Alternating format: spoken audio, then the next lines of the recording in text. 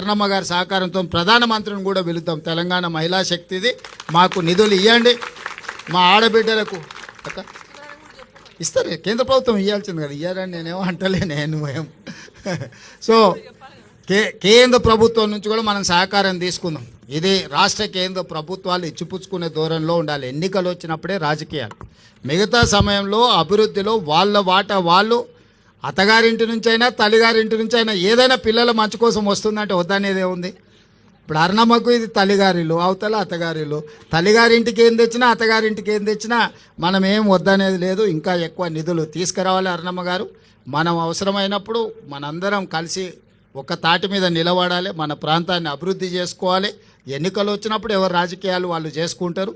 ఇవాళ 1 కోటి మంది మహిళల్ని కోటీశ్వరులను చేయడమే లక్ష్యంగా, అందులో భాగంగా ఈరోజు ఈ పెట్రోల్ బంకు మనం ఏర్పాటు చేసుకున్నాం.